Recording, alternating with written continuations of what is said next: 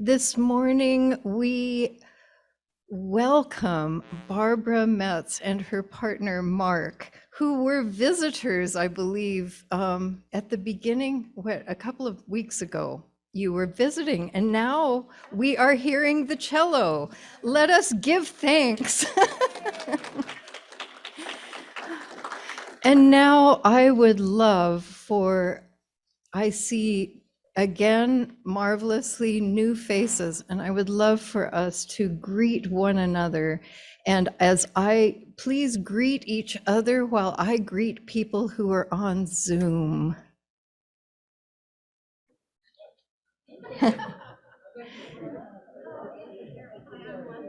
I would love to greet Daryl. Is Lavon there with you, or is she sleeping? She is, okay. Oh, and I can't hear anybody, and that's okay. Anyway, it's great to see you, and great to see you, Norma, before you left, and Sherry from Texas, and Jim and Anna Bess, welcome, welcome. And Bob and Maryland, and Karen and Cerise, and her tiny dog who's almost like a gerbil, I hear. And Kelsey, welcome.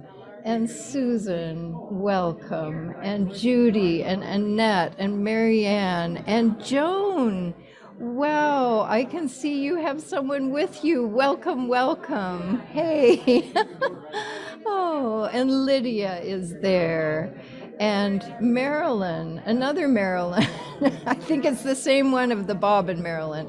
And there's Rick Denny, welcome. And welcome to Karen too.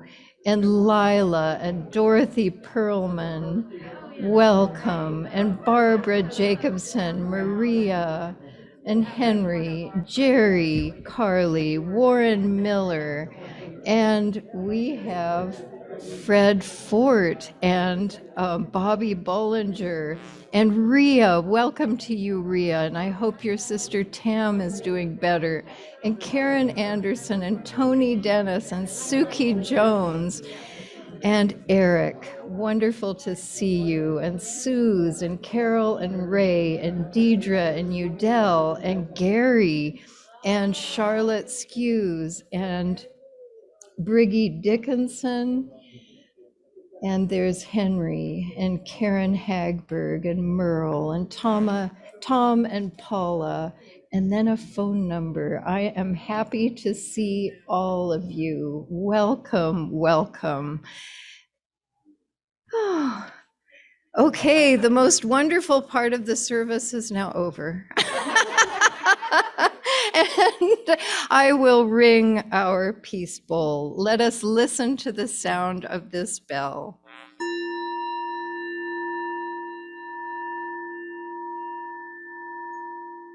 We ring this peace bowl each week to remind ourselves of our collective hope and love of peace.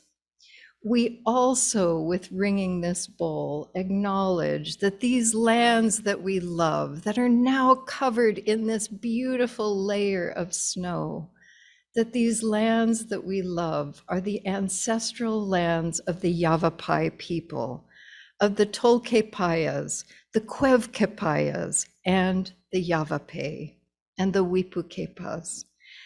Now let us listen to a song that was born during the harsh winters of Western Japan.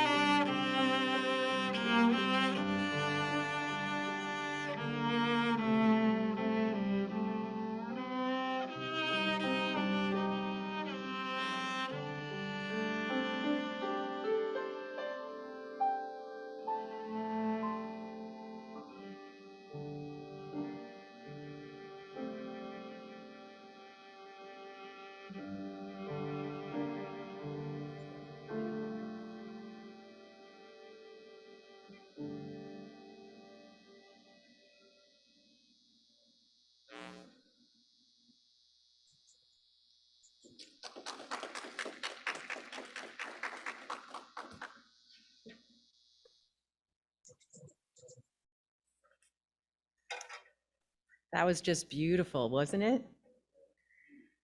Good morning, everyone.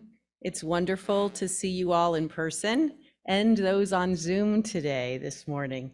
Welcome to Granite Peak Unitarian Universalist Congregation in Prescott, Arizona.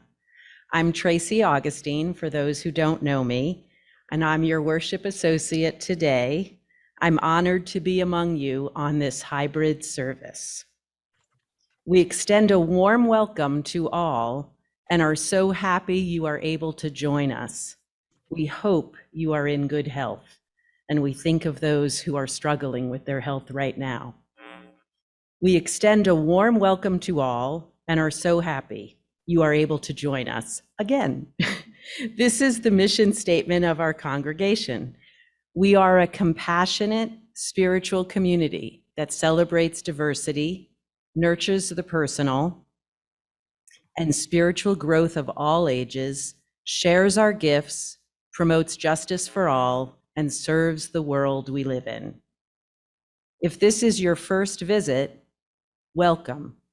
More information about our community can be found at our Visitors Cafe table in the back or on our website, prescottuu.org, as well as chatting with some of the members. We thank our pianist, Lena, our choir director, Mary Lou Prince, our musician, Barbara Metz, and all our Sunday morning volunteers. If you haven't already, for those of you who are here in the sanctuary, please take a moment to place your phones on worship mode. Before we begin our service, there are some announcements. As most of you know, we are an active community, so please check the weekly peak, our website, the order of service, and Reverend Patty's videos for all of the announcements. To note a couple, don't forget to register for Chris Crass's workshop on anti-racism, which will be online and streaming in the sanctuary this Wednesday, January 26th from 2 to 4 p.m. Also, the Prescott Peace Builders and Granite Peak UU are joining together to present our next film in the series Movies with Meaning this Tuesday. The film is rooted in peace and will be shown at 4 and 6:30 at the Granite Peak Sanctuary. Don't forget to please wear your masks.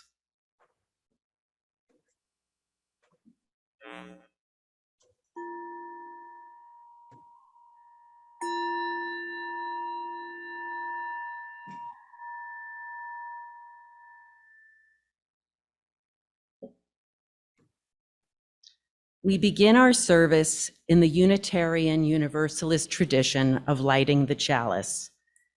The chalice reading for today is taken from the blog Becoming Minimalist, and the particular article, The Lost Practice of Resting One Day Each Week, written by Joshua Becker.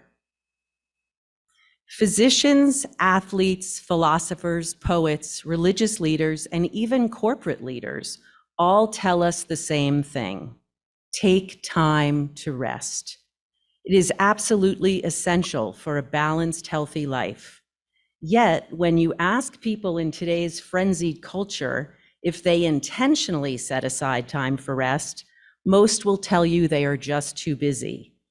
Even fewer would say they set aside any concentrated time for rest.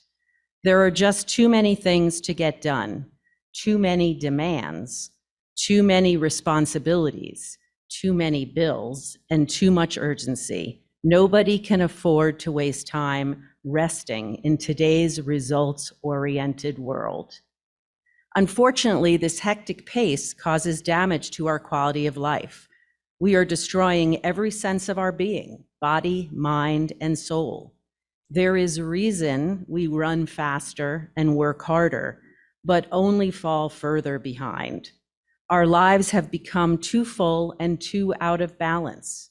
Somewhere along the way, we lost the essential practice of concentrated rest. Rabbi Elijah of Vilna once said, "What we create becomes meaningful to us only once we stop creating it and start to think about why we do it." The implication is clear. We could live lives that produce countless widgets, but we won't start truly living until we stop producing and start enjoying. Capture the lost practice of taking rest and starting living again.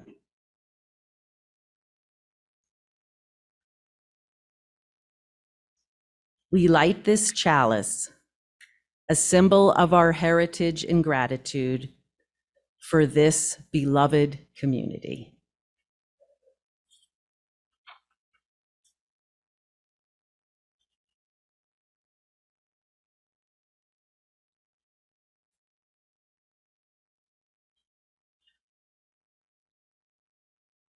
Thank you, Tracy and Chris. There. And those of you who are out in the audience today, I just wanted to let you know we don't have the booster for the speaker because that meant that the people on Zoom were seeing our ugly ceiling. So if you need to move around, please do so because you may not be able to see as well as when I was up here. But I completely understand there are seats in the back that give a good view. Welcome, welcome to this beautiful day with a sprinkling of snow. When we lived in Japan, a beginning of a sprinkling of snow often meant that we would have 3 feet of snow by the end of the day. And I always give thanks that here, often a sprinkling is a sprinkling. And for that joy, let us feel that joy of winter, the beauty of winter. And today, the work that we are doing, the ideas we are considering around Sabbath, the songs we will be singing, we're born in a different time. We're born in a very difficult time of enslavement. We cannot imagine the lives of people who were enslaved year after year, but what we can experience is the music that was born out of that suffering. The story of God delivering Daniel from the lion's den, that was my favorite, that and Jonah and the whale when I was growing up. And the story of Moses leading the Israelites out of enslavement.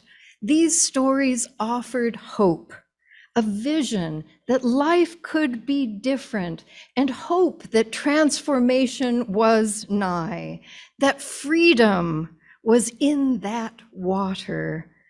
This hope gave birth to songs that lift our hearts and that spread hope throughout enslaved communities.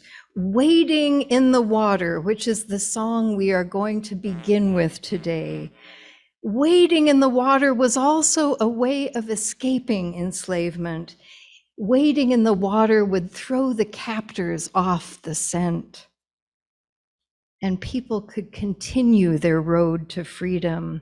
Let us join these singers in humming or dancing, or those of you who on Zoom, you sing out, wade in the water.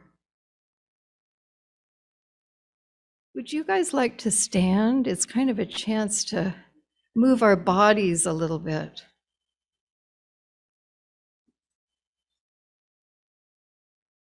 Wade in the water, wade in the water, children, wade in the water. God's gonna trouble the water.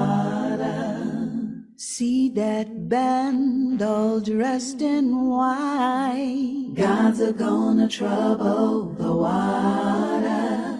The leader looks like the Israelite. God's gonna trouble the water. Ooh, wade in the water. Oh, wade in the water, children, wade in the water.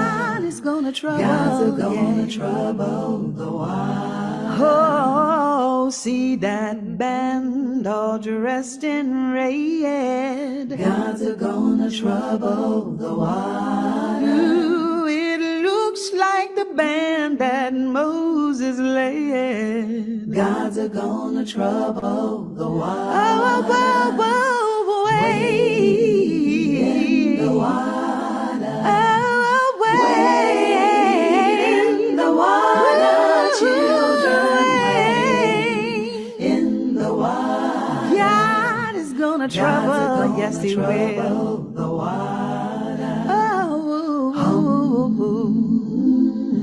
Ooh, oh, oh.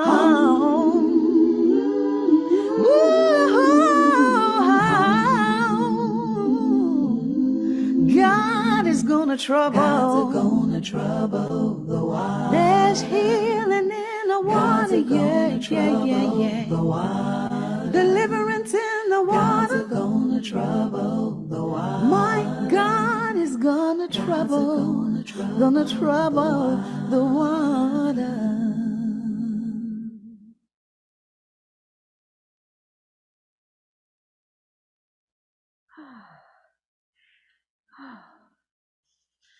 Thank you all. Humming is an art. We could become very good at humming by the end of all this.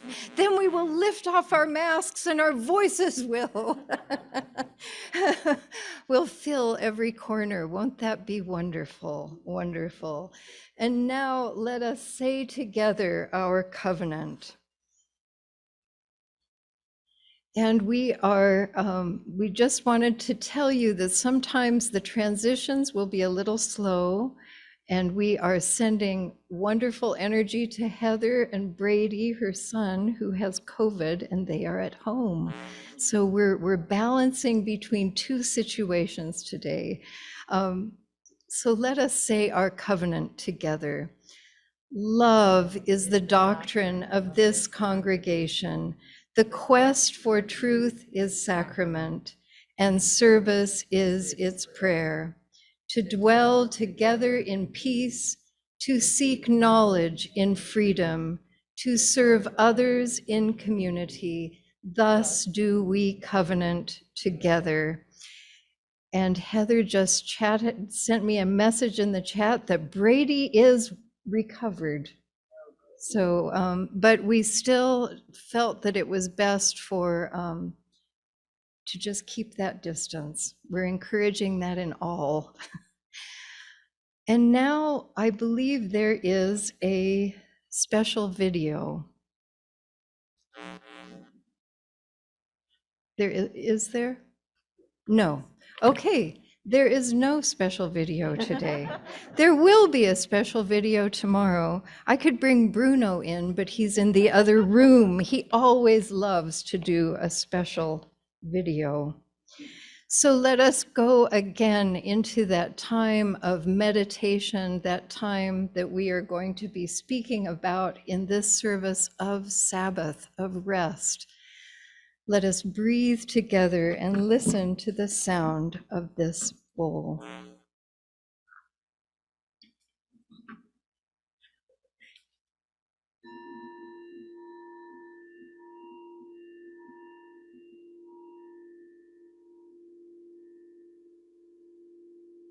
Let us all breathe together and find that center within us, that center that one poet called the still point of the turning world.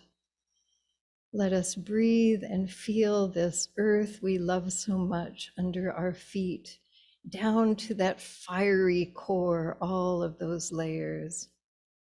And around us and above us, if we rose, we could see this beautiful landscape covered in a feathering of snow.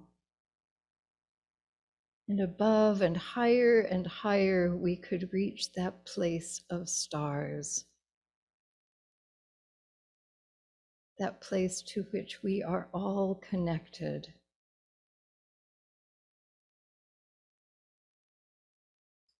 Today we come with joys and sorrows.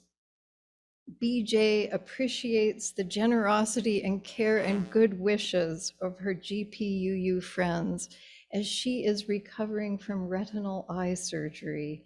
Rhea Batterman's sister Tamara fell this last week and is in the hospital. Let us send her our good energy.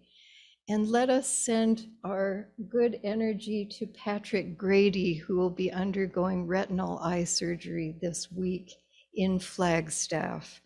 Those of you who are on Zoom, I invite you to give us on the chat the names of anyone who is on your hearts and minds. And I invite those of you who are in the sanctuary, if you would say those names, and I will try to repeat them for the people who are on the chat. And as we say these names and hold them in our community, Tracy Augustine will be lighting candles today. Thank you, Tracy.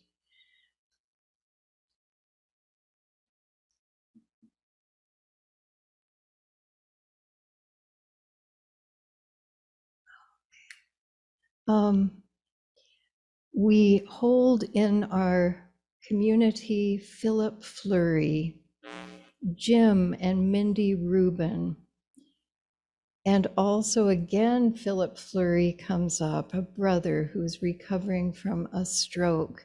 Are there any out there? Yes.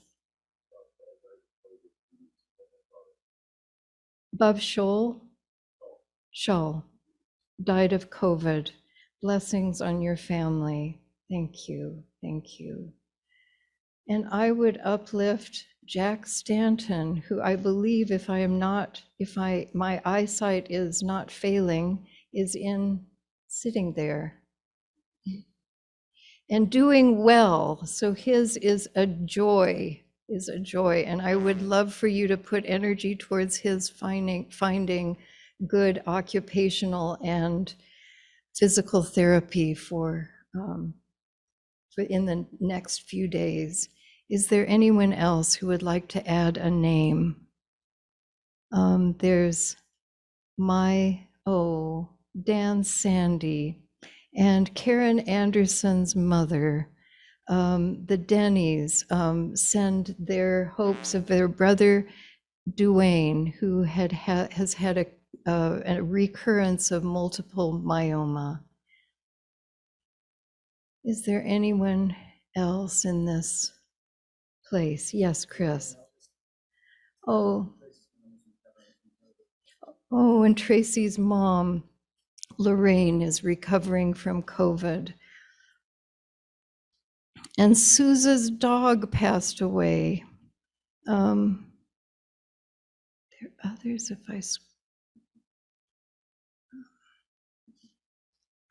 can't scroll up. Oh, there are more, okay. Oh, Udell Stuckey's sister, Martha.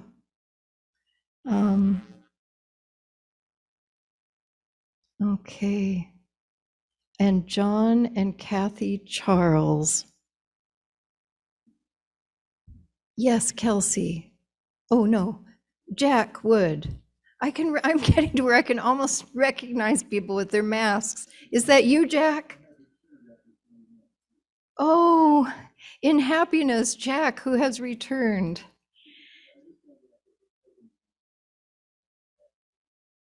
Rob Robitaille passed away. Yeah.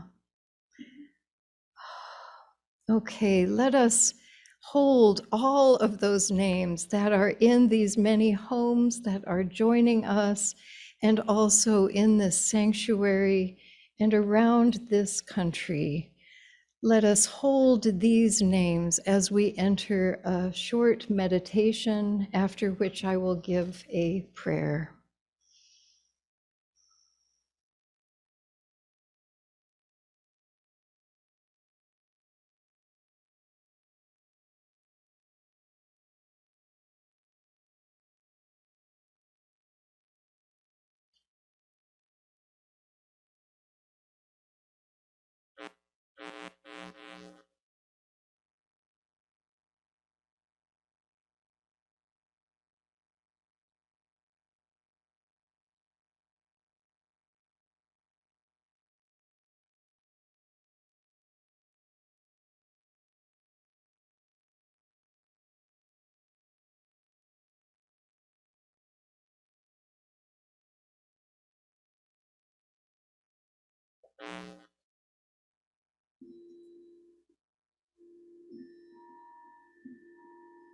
Please join me in a spirit of prayer.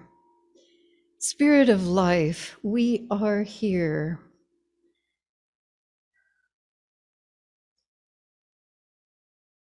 We acknowledge our connectedness to one another and to the world. We ask for blessings on all those who are mourning the loss of parents and parents who are ill, the loss of beloved pets, and who are recovering from illness, and all those other things that bring to us sorrow, and all those things as well that bring us joy. Let us hold the beauty of this land. Let us ask for wisdom for the leaders of this country and for this world. We ask for blessings on all those affected by the pandemic, all those millions of people.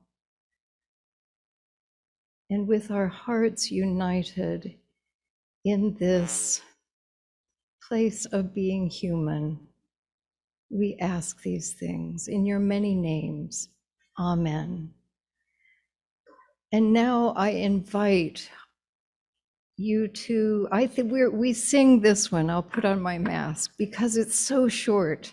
Let us sing this song we sing together, Walking, Walking with You.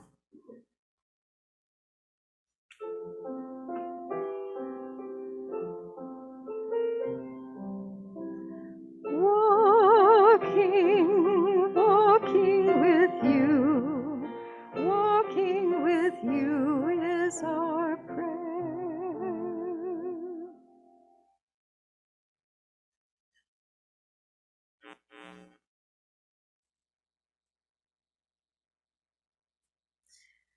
As we prepare to take the offering this morning, let us embrace the feeling of connection and community that we have when we gather here. Let us remember that this congregation and its programs are supported by your generosity. We also give back to the greater community through our Seeds of Support program.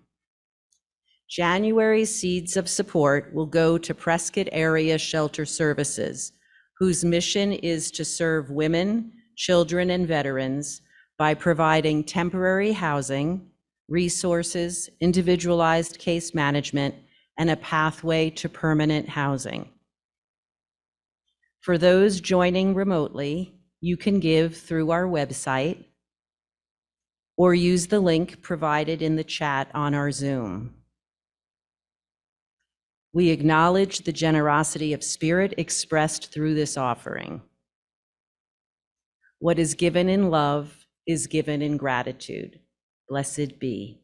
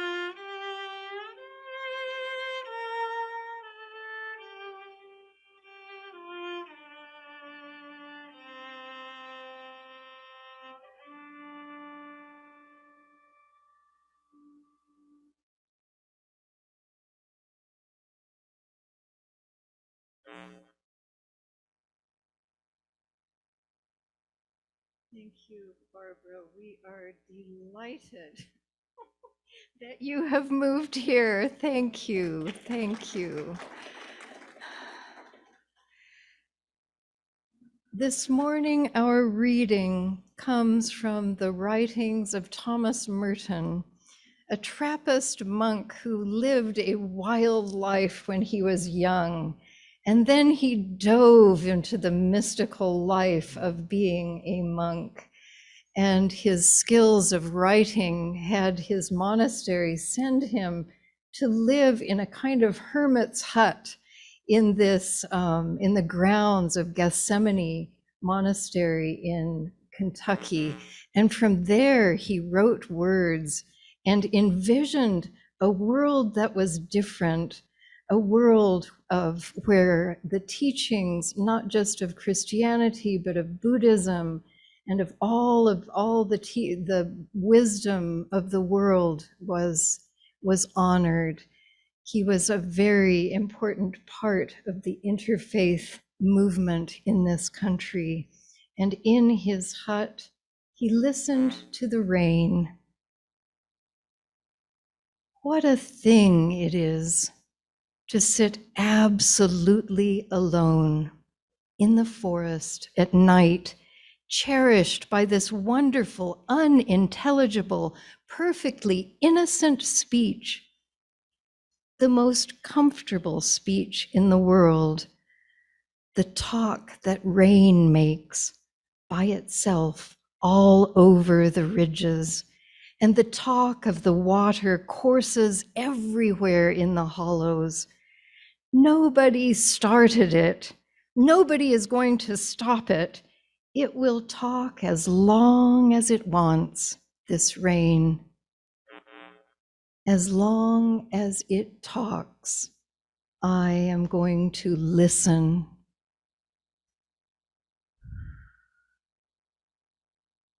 I believe that Thomas Merton was enjoying Sabbath in that rain. In the home I grew up in, Sabbath began on Saturday night with the business of bathing, pressing clothes for the next day. My father got out his shoe polishing paraphernalia and he polished shoes. He would polish everyone's shoes. Each person over around 5 years old pressed their own clothing. It was not my mother's job. My siblings and I rushed to finish our homework.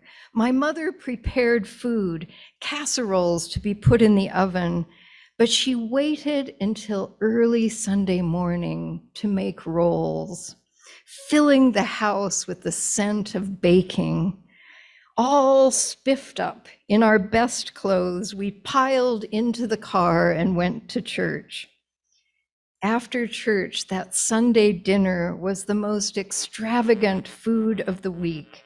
And my favorite part was always the rolls with butter melting into their centers. And after dinner, we sat in the living room, sometimes groaning a bit from the dinner. And my father would get out his guitar and we would sing. Or if we had eaten too much, sometimes we would find places to lie down in the living room and sleep. Often that depended on whether we had invited strangers or friends to come and eat dinner with us. If there were strangers, we sat in the living room and talked, while two of us, taking turns each Sunday, the children, did the dishes and cleaned up.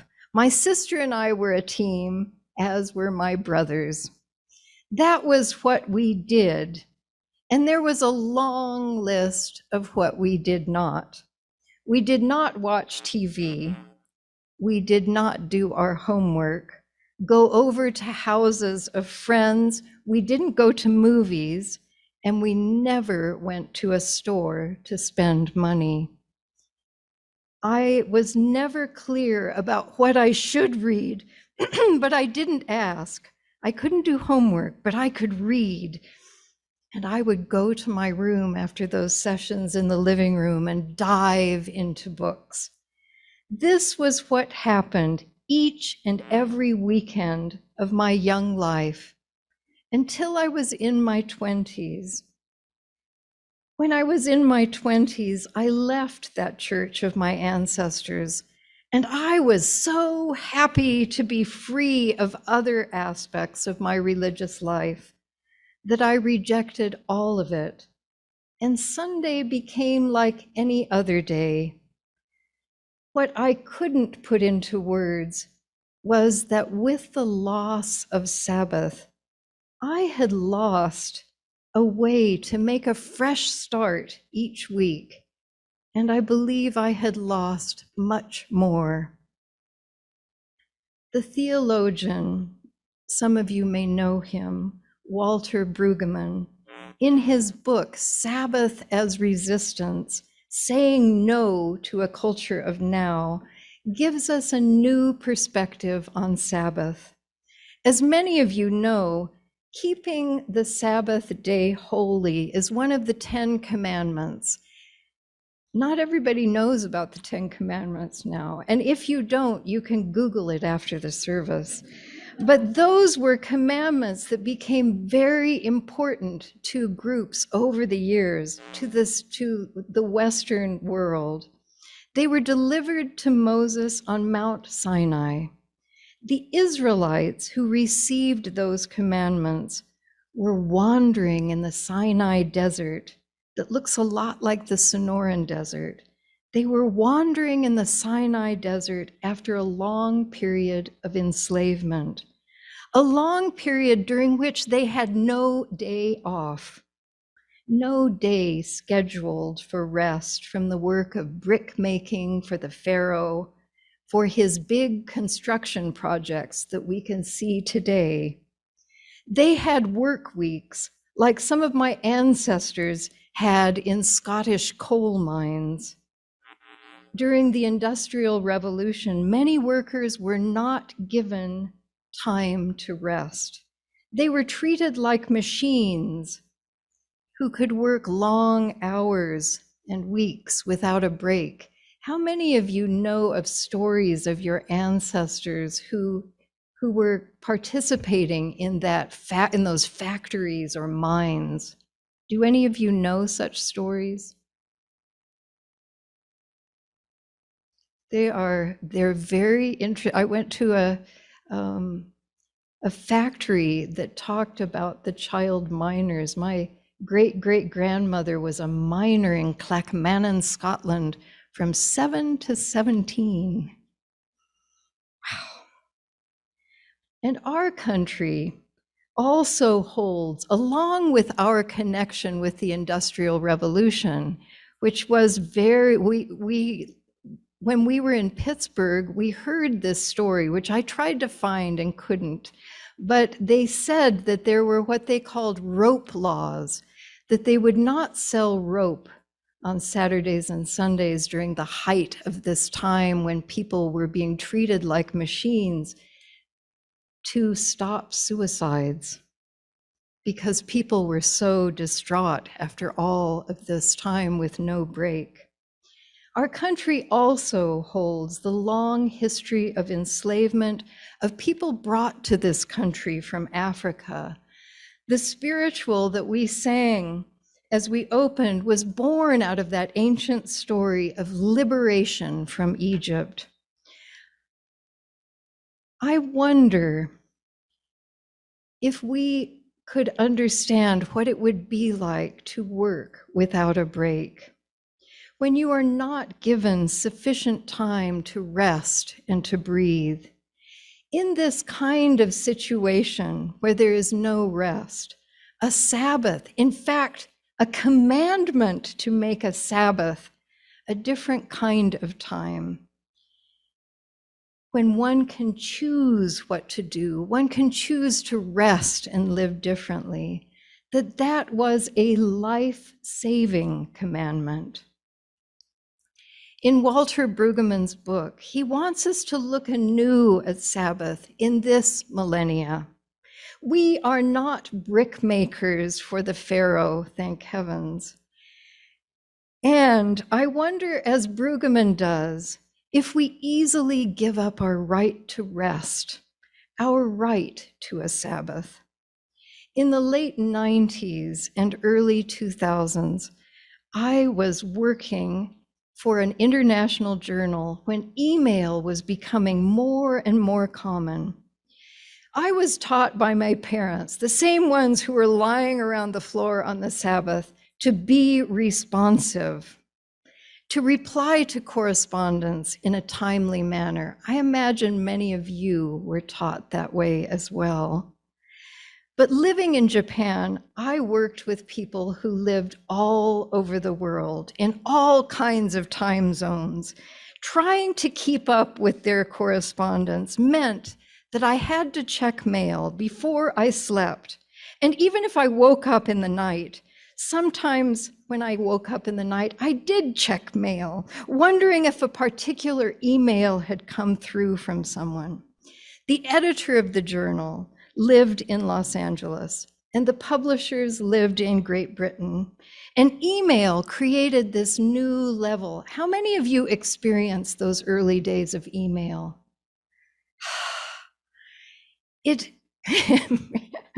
That time that created a new level of workaholic behavior. I admit it.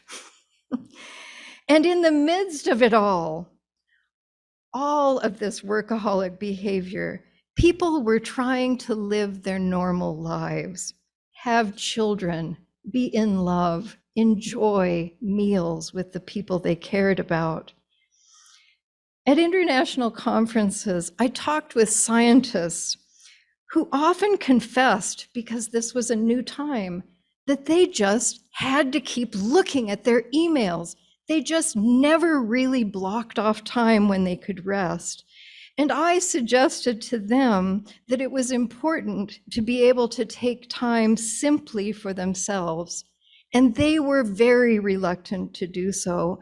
And actually, I was mostly talking to myself, who had a very hard time not opening that computer and taking a look to see if that email had arrived or what had arrived. We were all driven to look for that email, or now that text. In the meantime, texting started to happen. And then what the heck? It only takes a minute to answer. Rather than just let it sit in your head, you could spend that minute and answer the email. And that kind of work could drive us into a corner, could make us feel like there was no way to escape. I know I felt that way sometimes. And in 2006, a close colleague who worked with the journal alone in a publishing warehouse, in an office, alone, troubled with emails, driven to answer them whenever they came in. One day he committed suicide.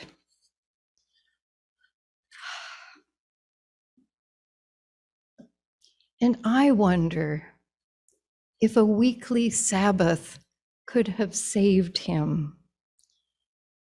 A Sabbath could have helped him not to have 1 week accumulate on top of another.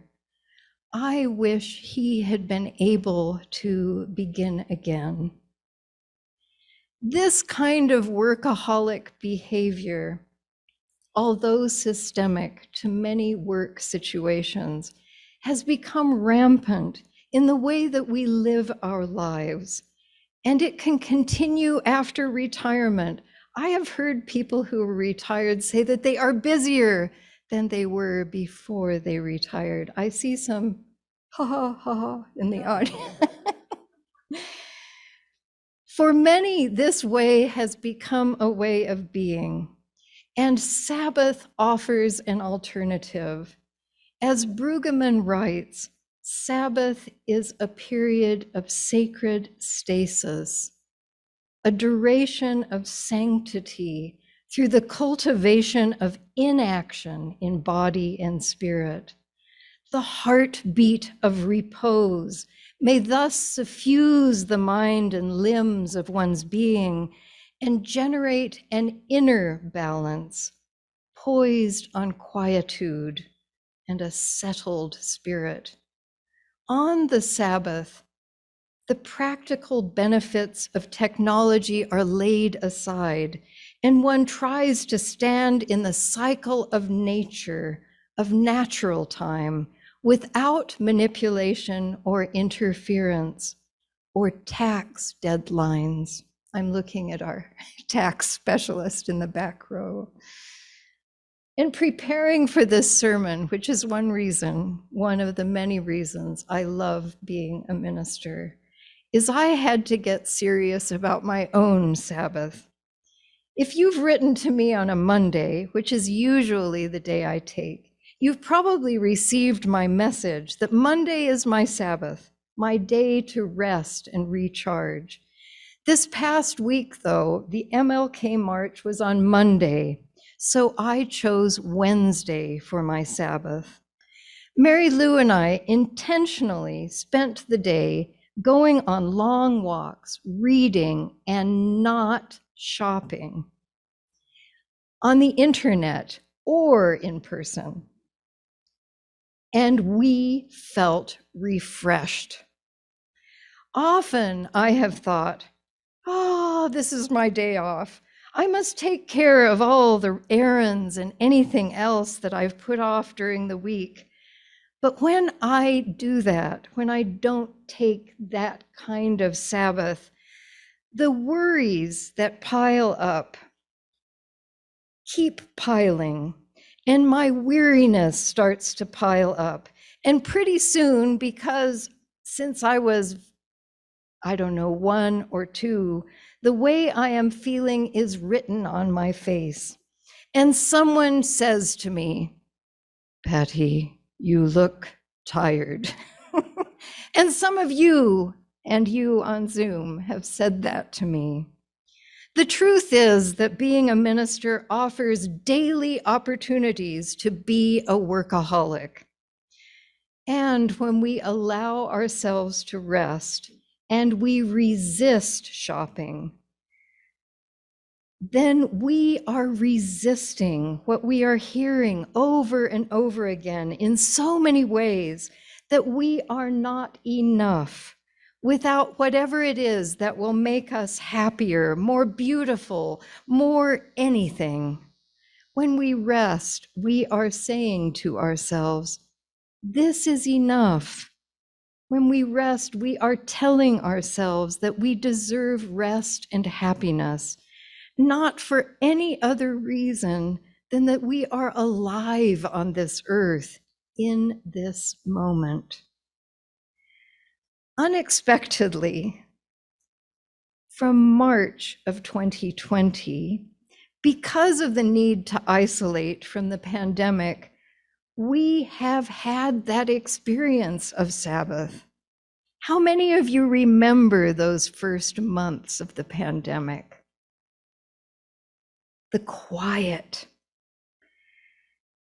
We had days of rest, and one important element was it was dangerous to shop, so our shopping decreased. But these changes were forced on us. So now, as the pandemic is lifting, in some ways, not in others, it is my hope that we keep what we have learned and that we make an intentional practice of Sabbath, a practice that had been forced on us. What if you made your Sabbath day Sunday, including coming to a service or watching online and spending time walking, reading, and leaving off some of the usual activities of looking at emails, texting, shopping, especially shopping? I can feel my quiet rip apart when I enter a shop. I believe that our community would transform if we all took up that practice of Sabbath on the same day. We could stand together in that cycle of natural time, there would be space to experience that marvel of reciprocity. This quiet created by a Sabbath gives space for reciprocity, the receiving of love from our beloveds and from the sun and the snow and the moon. So beautiful the other night, illuminating the clouds. Did you all see that moon? Wow, it looked like the moon grew in the sky. I have never seen such a moon. Would you try this new practice with me as an act of resistance? As Unitarian Universalists, we love to resist. Let us resist the urge to buy, even on the internet, what we don't need, or push it off and think, I'm going to see if I need that tomorrow or next week. Let us assert that what we have in this moment is enough. And let us resist doing that one more thing, or like answering the text or email, affirming that we don't need to do that one more thing to prove our value. Feeling like one is enough is a fruit of keeping the Sabbath. As I said in my video this week, this coming month of February, I will be taking a sabbatical, which is a month of Sabbaths. The board and I agreed that my taking a month each February instead of a long sabbatical later would be better for all of us. I have a long list of books to read. And in my telling you that, you can hear how much I want to prove that I will be working hard during my Sabbath. And beyond that study, I hope to have fun with Lou and Louie. We're planning lots of walks and picnics if weather is okay, and stargazing and dancing and music.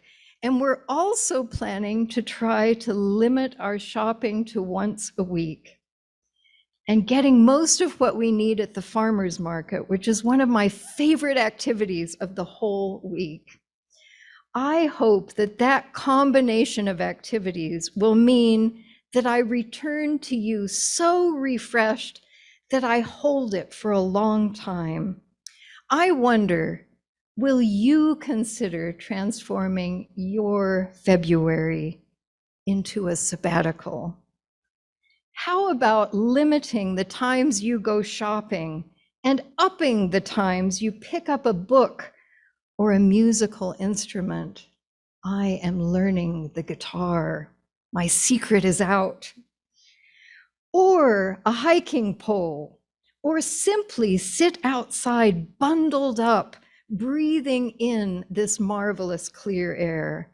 How about scheduling time on your phone to sit in the sun under your favorite tree, or listen to the rain we hope will fall, and experiencing that reciprocity between you and the earth?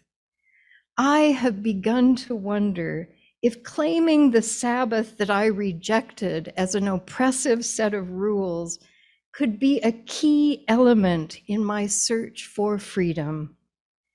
I wonder, could Sabbath bring us closer to the liberation that we seek? That freedom that fills spirituals with such longing. We need our freedom. We need to claim our freedom in order to be able to bestow it on others, our loved ones. What a gift of freedom for them, our community, and through that interconnected web of life that connects us with all living beings, all living things. We can make the world free only when we are free. Amen, and may it be so. And now I invite us to hum together or those of you on Zoom to sing together another song born with the longing for freedom from enslavement. Oh, freedom. Would you like to stand again? Oh, freedom. Oh, freedom. Oh, freedom over me. And before I be a slave, I'll be buried in my grave and go home to my Lord and be free. Oh, freedom. Oh, freedom, freedom. Oh, freedom. Oh, freedom over me. Over me. And before I be a slave, I'll be buried in my own grave. And go home to my Lord and be free. No more weeping, don't you know? No more weeping. No more weeping over me. And before I be a slave, I'll be buried in my own grave. And go home to my Lord and be free. Oh, freedom. Oh, freedom. Oh, freedom. Freedom. Oh, freedom. Freedom over me. And before I be a slave, I'll be buried in my grave and go home to my Lord and be free. And before I be a slave, I'll be buried in my grave. I'm going home to my Lord and be free.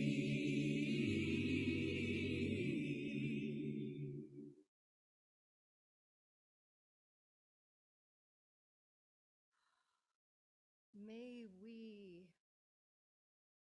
search for the ways of freedom, and may we each give Sabbath a try. This song that you are going to hear now was born out of a week of rest that Mary Lou and I took together so that I could grieve the death of my parents and recover enough to return to ministry. We traveled to the sea, and memories of the deep silence of a forest on the edge of the sea became a song. Let us listen to Where the Forest Meets the Sea.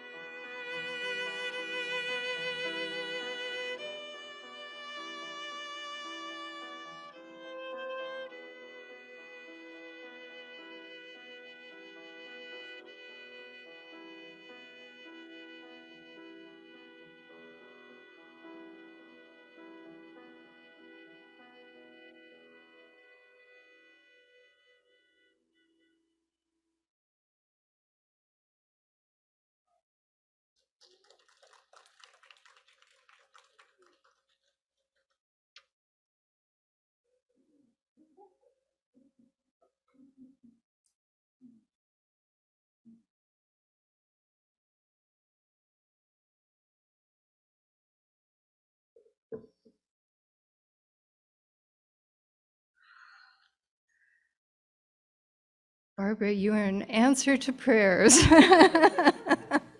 To have a cellist here, it's amazing. Oh, oh. At this time, I would love for any of you who are visiting to, if you would like to introduce yourselves, to do so.